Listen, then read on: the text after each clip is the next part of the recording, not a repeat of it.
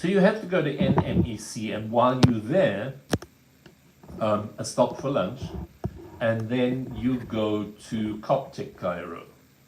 Now, Coptic Cairo, believe it or not, there is Christianity exists in Egypt. The area of Coptic Cairo has many churches, many cathedrals, churches, etc. But they have one in particular where they've kept the part of the floor glassed. So you can see the actual stones beneath the glass paneling, which is where the Holy Family once stayed. There's the Ben Ezra Synagogue. And in one very specific spot, you can see a resemblance of all three of the major religions of the world, Judaism, Christianity, and Islam, by the signs that depict each one of these religions. And that's enough for a day. Trust me, it is once again enough for a day. You've done a museum, and you've done the Coptic Cairo, which leaves you to go to Islamic Cairo. And Islamic Cairo starts up on the Moqaddam Hill, where the Mosque of Muhammad Ali stands. It's an incredible building. It's gigantic. You need to follow certain rules. I'll be going through this over and over and over with all of these presentations I do. You will need to, ladies, your head should always be covered. Your shoulders should always be covered. Your legs should always be covered. Gentlemen, the same. You don't have to have your arms covered. You don't have to have your head covered. You do have to have long trousers on, and you need to take your shoes off. You may not enter a mosque with shoes on. And they're little cubby holes you can put them in. Nobody's going to steal them. Nobody has, nobody will, nobody wants them. That takes some time to explain the architecture, the history of the mosque, and so on. And then you drive through one of the old city gates onto a street called El Muez Street. And you're left at El Muez Street and told, go. And now you will see Cairo as it was in the late 1800s, early 1900s, where it's so authentic. It hasn't changed. It's just the same as it was. You feel like you've stepped back in time. The road leads to one common place.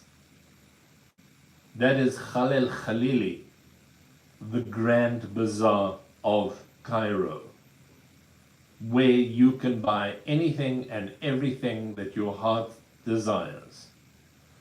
A lot of it is garbage. A lot of it is good stuff. Very, very good stuff. Otherwise, just souvenirs and things of that nature. But El Muez Street and Khalil Khalili, certainly worth your while. And even into the evening, now have dinner at a restaurant in Khalil Khalili. I will give you all those details if you make a reservation through me, run by the Oberoi Group. Oberoi is an Indian chain operating out of India that only have the finest hotels in the world. They do. So their restaurant is par excellence. It really and truly is. And I would suggest you eat there. I would suggest you finish with a cup of Egyptian coffee at El Fishawi's and then go. for the night. And again, trust me, you will have had a long enough day. All you're going to want to do is get back to your hotel and shower and unpack and whatever you may have bought during that day. You will want to have an early dinner and go to bed. And so now, with all of that, we have covered 6 days. So do you see how easy it is to cover that period with the sites there are to see? The presidential palace, Abdeen Palace, it's been restored. It's open to the public, certain areas, because the president works there. President El-Sisi works there. You can go in there. Various mosques, various tombs, various buildings have been restored to their former glory that are of historical importance and historical value that you can go and have a look at again. There's no shortage of anything to do in Cairo. Trust me. So now it's time to leave. And you depart from Cairo and you fly. This is typical, by the way. This is not. I jiggle around with arrangements depending on who I'm talking to and what I know you like. You take a flight down to Luxor, which is the northern part of Upper Egypt. Remember, the Nile flows from south to north. It's the only river in the world that does that, flows south-north. But it also, it's called the Upper Egypt because that's where all the cataracts are and all the waterfalls and so on, versus in Cairo where it's more calm as it goes into the delta and into the Mediterranean. Now, I think Luxor is always worth a stay of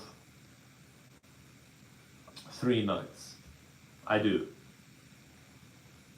And my favorite property there, I'll tell you, is the Hilton Luxor and Spa.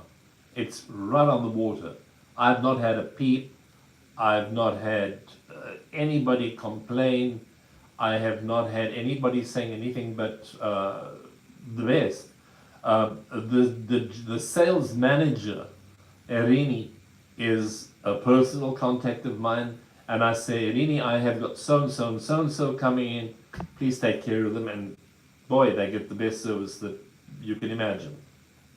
Now, why I say you should spend 3 days in Luxor is because you're going to get up early. For some reason, the internal flights in Egypt are early morning flights. And the reason is because when it gets too hot, it's not safe. Flying is not safe. Or so they tell me. I'm not a pilot, but that's what I heard. So, they take you from Cairo to Luxor. They take you from Luxor to your hotel. You check in, and now is a time where you can sit around at the olive terrace at the property and have a Nile side luncheon, which is really great Mediterranean cuisine. Oh my God, they do a baba ganoush with what is that stuff? Those little red pips, oh for heaven's sake. Baba ganoush and pomegranate to die for, with pita bread. So good. Later in the afternoon, and why I say later, give yourself a break, and then later in the afternoon, go to the Temple of Luxor. Now, I will prompt your guide, because wherever you go, you're going to get a new guide. I will prompt your guide to go to Luxor at about 4 in the afternoon, depending on the season here. Excuse me, please. And the reason I do that is because you can see the Temple of Luxor during the daylight hours, and if you stick around a little longer, as the sun starts to descend, so too does the temple become illuminated. And it is unbelievable. It's an unbelievable sight. From there, get this, I mean, really, Egypt is the gift that keeps on giving, for heaven's sake. From there, they had a row of houses from the Temple of Luxor to the Temple of Karnak on the east bank, not like our friend that said it's on the west bank. They said they have a row of houses. And they started to dig and dig and dig and dig and dig, excavate, because they paid these people to relocate, and they started digging. And guess what they found? They found a row of sphinxes that led from the Temple of Luxor to the Temple of Karnak. Can you imagine the pomp and pageantry that took place along that road?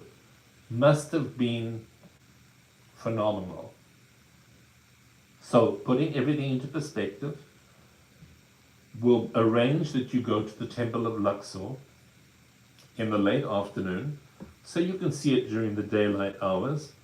Then you stay until the illumination takes place, and then it just stagnates illumination. Then you walk from Luxor to Karnak for the sound and light show. And please excuse me, for the sound and light show. I'm not one for sound and light shows. I hate them. They just bore me. But the one in Karnak is the one I will go to over and over and over and over and over again. It is sensational. Karnak is the one with the hypo-style halls. And so these columns are lit up. You walk through the history of this temple, and you come out to the Pharaoh's lake, and you sit by the lake shore, and you have a presentation, but not somebody yapping. You see this whole audio-visual presentation with sound and music. It's spectacular. It really and truly is spectacular. And after that, you're dead, and you know that. So go to bed. Following day, up early, cross the Nile. If you can, and your budget permits, hop into a balloon and take an early morning flight over the Nile Valley, which is, it's amazing to see sunrise from up in a balloon over the Nile. But this, and don't let anybody fool you, this is one hell of a difficult and tiresome day. Again, I'm talking primarily to my age group. We're not kids anymore. So we cannot run from one to the next, to the next, to the next, to the next. We have to pace ourselves and be gentle with ourselves. There you're going to see the temple of Nefret,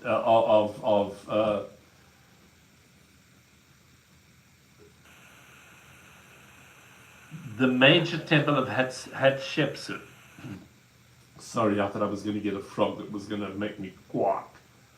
The temple of Hatshepsut, who was the only, or was the first female pharaoh to rule Egypt.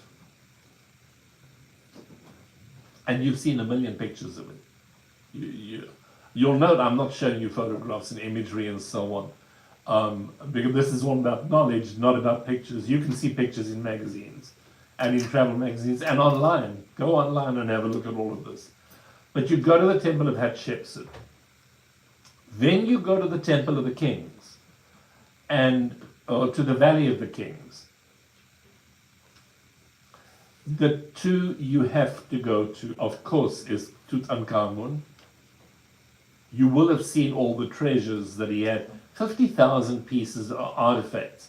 I don't know how the hell they fitted them into that little room that he had. It appears that he perhaps died very young, and they didn't have time to prepare a normal pharaoh burial spot, so they just dug a hole, shoved him in, shoved all his stuff in, and sealed it up. That was discovered by Howard Carter in 1921, I believe. Yeah, I think I've got the year right. Anyway, they've got all of these now, and they're in the museum, the gem in Egypt, in Cairo. Seti the First, you must see, and Ramses the Second. And people, you'll walk down those tombs, which are at an angle like this. Going down, you are getting more and more and more excited because there's hieroglyphics on the wall and the paintings are getting more and more vibrant, and your guide is telling you more and more and more and more and more. And then you get to the bottom where the actual sarcophagus is, and you turn around and you think, oh my good Lord, how the hell am I going to get back up there? Because when you stand at the bottom, the door looks like it's this big. That's how far you are. So you have to pace yourself. You cannot do more than 2 temples at the very least. The very most, rather. Tutankhamun is small, so it's a quick in and out and you're done. You'll go to the Valley of the Queens. And there you will get to see the temple of not the temple, the tomb of Queen Nefertari. You would think when you walked in that it was painted yesterday. You cannot believe that it was painted centuries ago. It just doesn't fit in your mind. You don't see too much more there, but you go to the Valley of the Nobles, which were all the noblemen. You go to the place where all of the servants who dug and dug and dug non-stop to create all of these tombs, and then go home, go back to the hotel. At the hotel, there's a fantastic spa. There is a infinity pool. It's gorgeous. Go spa yourself. Go relax. Take a breather. Enjoy yourself. The next and now final day, and this is what a lot of people miss, and I think it's such a shame. For 3 hours to the north of Luxor, you come to the temple of Dendera, which is one of the best preserved temples in all of Egypt. 1 hour to the north of that is you come to the temple of Abydos. I would honestly recommend, no matter how templed out you are by this point, because as I pointed out at the beginning, you're going to see a lot of hieroglyphics and this and that and the next thing, and you're taking in all of this information. If you miss Dendera and Abydos, you're doing yourself an injustice, because they really are quite spectacular. Go home, get into bed, go to sleep. Now, you have to get from Luxor to Aswan. Pay attention here because there's several ways you can do it. You can opt for a Nile boat, the ones you see, and my boat's bigger than yours, my boat's better than yours, my boat's more air conditioned than yours, my boat serves more better cuisine than yours, and on and on and on and on and on we go, from $1 a boat to a $10,000 boat. I'm just exaggerating, but you get the point. These boats, these Nile boats, take 60 to 80 passengers at a time. They are forced by law to dock on the east bank of the Nile River. So you get boat number 1, and alongside it, boat number 2, boat number 3, boat number 4, boat number 5, boat number 6, boat number 7, boat number 8. That's just how it is. It's what they do. You're in boat number 4, for example, and you have to go through boat 1 to get to boat 2, to get to boat 3, to get to boat 4. But you know as well as I, when you are going through boat 1, 2, and 3, you're looking and thinking, oh, that's nice. I like that. Wow, that's better. And then you get to boat number 4 and think, why am I not in one of those? Those were much better than the one I'm in. So it always causes some kind of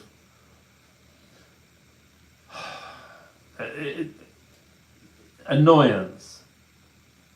The point is that they all float, and they all get to where you need to go. So you'll sail in the evening, and a typical cruise is you'll sail to the lock of Esna, where you pull into the lock, they close the gates, the ship rises, they close the gates behind it, and then you're on the same level of the Nile, and you go sailing down the Nile. You go to Esna, you go to Edfu, you go to Komombo, and finally you arrive in Aswan. Now these cruises are generally, you can do it in 3 days, you can do it in 4 days, you can do it in 5, you can do it in 6, you can do it in 7, and I wouldn't suggest that at all. But there has become a new, and I think probably more sophisticated way to cruise the Nile River. Picture this. God, I sound like Sophia Petrillo in the Golden Girls. Picture it.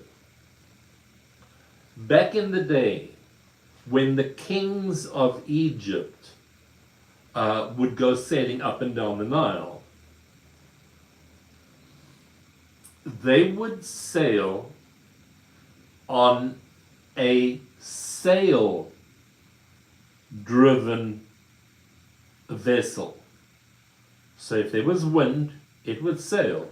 If there was no wind, it wouldn't sail. That's the way it is. From a distance, they were wrapped in gold.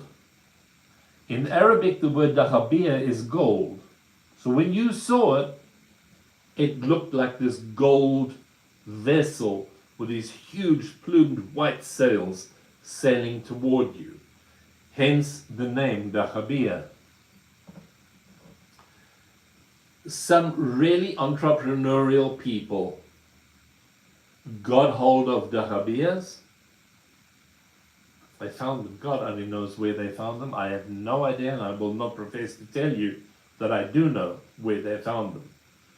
But they are only permitted license to dock on the west side of the Nile River. Now you may think, well, so what happens? How do I get to see everything on the east? Because I want to see the temple of Edfu and the temple of Kom Ombo and so on. You do. What you miss is the lock, the interchanging lock, and really, do you really want to sit on a boat that's just rising and sailing on it? And that's generally while you're eating dinner anyway. The nicety of sailing down the the west side of the Nile River is you're seeing a more authentic Egyptian lifestyle. You are seeing Egyptians at their most local, little villages, kids coming down, running down to the water to wave and scream and shout and say hello to you as you go by. You stop off at little islands in the Nile where a picnic suddenly appears and you have lunch on a picnic blanket. The nice part, the best part about this, in my opinion, I told you the other boats take 60 to 70 to sometimes 80 passengers. The Dahabeahs only take maximum of 16. They have 8 cabins. So it's so much more intimate. The crowd gets to know one another so intimately and so quickly. There is no set menu. The chef comes around and says, okay, I've got this, and this for dinner. Let's see raise of hands, who wants what? And then he'll prepare it for you. And those chefs are extraordinary. He'll prepare it for you. And you can take your lunch or your dinner on the deck, on the upper deck, which is just blanketed or carpeted with big puffy pillows, a place to relax, hammocks, and so on. It's not a rush. Nothing on a Dahabeah is a rush. I bet you're asking, yeah, but what if there's no wind? Yeah, what if there's no wind? There's a solution. Firstly, because of the fact that a Dahabeah is not motor driven, there's none of that constant vibration that you will get on a boat. It's smooth like silk. But if there's no wind, you've got to admit their ingenuity. They'll take a motorboat, I don't know, 300 yards away, 500 yards away from you. No, longer. I don't know yards from kilometers and so on, but it's a way away from you, and they tie a rope to the Dahabeah, and they tie a rope to the motorboat or the boat itself, and they start gently pulling it along. You don't get any vibration. You just lay back, believing that the wind is blowing you to your onward destination. There's something that they do which a group of people I said did, I wouldn't. I can tell you that I'm in for anything. I'll do anything at this age. But they swam in the Nile. No, I don't think I could do that. I think it's fenced off, but I still wouldn't do it. Because there's a saying that goes, he who drinks from the Nile is certain to return. People, I believe he who drinks from the Nile will drop dead within 48 hours. Simple as that. Drink bottled water only, please. Brings to salads, and ice. Okay, purification systems are everywhere to wash salads, to wash ice. They're not just dipped in the Nile River, so don't have a tailspin about that. Now, your journey continues, and you will cross to see the temple of Edfu, and you will cross to see the temple of Komombo, and then you return to go down the west bank of the Nile to arrive into Aswan. The only downfall, if this is what you can call a downfall after such an exotic experience, is that it doesn't dock in the port of Aswan. It docks a little bit away, a kilometer or two away.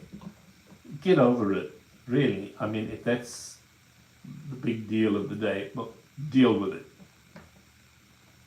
But here's what happens then. My team, if you're booking with me, fetch you off of the Dakhabia. They take your luggage away from you. They store your luggage in our office in Aswan. They rush you to the airport, and you jump on a flight, an Egypt Air flight, and you fly south into Nubia for about an hour and a half to see the temple of Ramses II and his wife Nefertari. And you have, I will guarantee, you will have seen these temples a million times in pictures in your life. These were temples that were built in his and her honor, and they were right in the middle of where Lake Nasser was going to be. UNESCO said, this is so well preserved, these monuments, we cannot flood them and have them invisible to mankind for the rest of time. So in the 60s, they chipped block by block as it was cut, and they moved it to higher ground. And that's what you see today. Now here's something fascinating. In the back, right in the back of Ramses's tomb, or his monument, there are 4 Coptic jars. And these are used, and you'll hear all about them, once for the liver, once for the heart, once for the brain, once for the whatever, all these body parts, when the pharaoh dies. When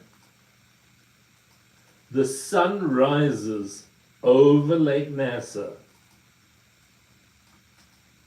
it hits the first jar. It shines on the second jar. It shines on the third jar, and then it shines on the fourth jar. Happens twice a year. In ancient times, it was structured to do exactly that on 2 days, his birthday and his coronation day. When we, with all our modern technology, blah, blah, blah, blah, blah, when we moved these structures to higher ground, we missed the sun by 1 day. Can you believe that? Makes you wonder how the hell they did it while we, with all our modern technology, cannot. It's unbelievable. And these are one of the things, by the way. Remember I told you, if I'm planning your trip and working on your Egypt trip,